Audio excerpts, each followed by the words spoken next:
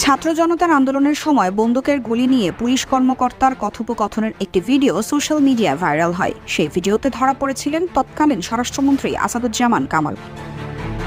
এরপর গত ৫ আগস্ট আওয়ামী লীগ সরকারের পতন ঘটলে উধাও হয়ে যান তিনি। তার ছেলে আইনশৃঙ্খলা বাহিনীর হাতে ধরা পড়লেও আসাদুজ্জামান কামালকে পাওয়া যায়নি কোথাও। তার অবস্থান নিয়ে এতদিন ধোঁয়াশা থাকলেও এবার প্রকাশ্যে দেখা গেছে সাবেক এই প্রভাবশালী মন্ত্রীকে। শেখ হাসিনা সরকার পতনের পর শোনা যায় আসাদুজ্জামান খান কামালও দেশ ছেড়ে পালিয়েছেন। তবে কোথায় কিভাবে তিনি পালিয়েছেন তা কেউ নিশ্চিত করে বলতে পারেনি।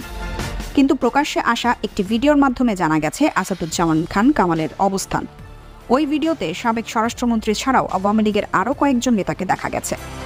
গেল শনিবার সন্ধ্যা 7:30টায় কলকাতা ইকো পার্কে বসে আড্ডা দিতে দেখা যায় আসাদুজ্জামান খান কামালকে।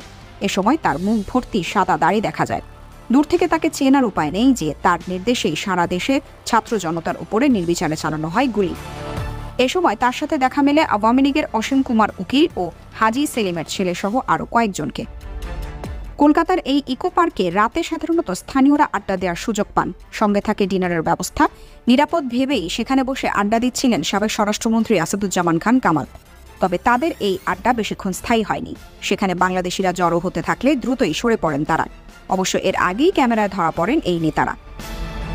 তাদের ভিডিও করতে চাইলে কিছু অপরিচিত মানুষ তাতে বাধা দেন বলে ওই পার্কে থাকা কিছু বাংলাদেশি বিষয়টা নিশ্চিত করেছেন।